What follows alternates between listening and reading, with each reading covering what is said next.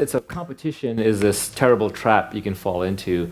A lot of it comes through, if you read René Girard, he's this French philosopher and polymath, and he talks about mimetic theory, which is most of your desires are actually mimicked from the people around you at a very young age. And you take your cues from other people in terms of what to desire, what to go for. And the explicit forms of this are advertising, but the implicit form could be, I went to law school, I see everyone competing to get that law clerkship with that Supreme Court justice, and so I believe that's the highest calling, when actually the correct answer for me might be to go be a food entrepreneur.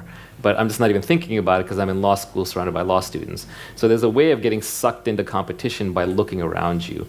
And the way to escape competition is through authenticity, because no one can compete with you on being you. No one can compete with your business on doing what it uniquely does. The more authentic, and this is the beauty of the internet. The internet enables you, no matter how strange or odd or weird or specific you are, to find your tribe.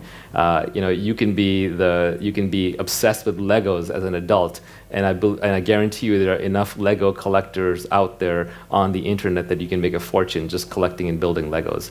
So I think the most successful entrepreneurs are extremely authentic to who they are and what they uniquely can do, and as such, they don't really operate in competition. And I've learned this the hard way because I'm actually a very competitive person. So when I was doing my earlier career in Silicon Valley, I used to focus on my competition a lot. So one of the companies I started was called Epinions, and we did product reviews on the net, and it turned into this online comparison shopping site where you could go and compare prices.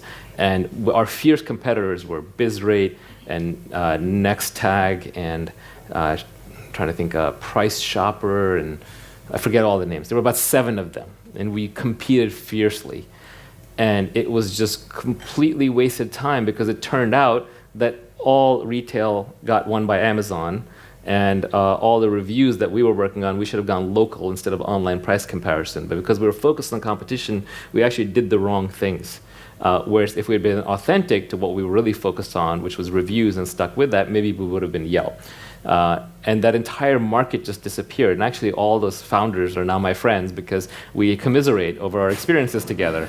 So competition is sort of this, it can suck you into thinking it's the reality, but it's actually not a reality. And the easiest way to see that is think of any human being that you know. It can be any single person you know. Now think of, if that person was not in your life, who would be the substitute? Who would provide the same demeanors, the same intellect, the same insight, the same behaviors, the same emotional support, the same action? And the answer is no one. Every human being is so unique that there is no substitute for them whatsoever. And parents who have had children see this, right? Like you have 3 kids and they're all completely different.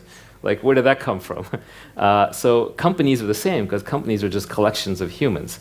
So if you're competing, you're kind of establishing a similarity to each other that doesn't actually exist. And I think even consumers and customers are starved for authenticity. They're looking for brands that are unique, that are authentic to the founder, that are expressing something that they can't find elsewhere. People don't want to go to Starbucks for their coffee. They want to go to the local, unique. Every time you walk into a store now, you look to see what's different and what's unique about that store. And I think that's a consequence of wealth, it's a consequence of taste, it's a consequence of technology, consequence of individualization. But we're coming out of a factory-based industrial world that was built in the 1800s, where one size fits all for efficiency reasons. And we're heading into a boutique artisanal world where 7 billion people will want 7 billion products. So I would say that yes, competition is a real thing, it does exist. I'm not saying it doesn't exist, but it actually exists more in fake human-made games, like sports and politics, where for one person to be above, another person has to be below, right? Those are status games. But when it comes to actually creating new things, whether it's ideas or writing books, here's another example. No 2 authors compete with each other. Okay? You can't take a book and substitute, because these are authentic self-expressions of who the author is. And I think all products are headed that way, and all services are headed that way. You do not want to compete. You want to be a market of one.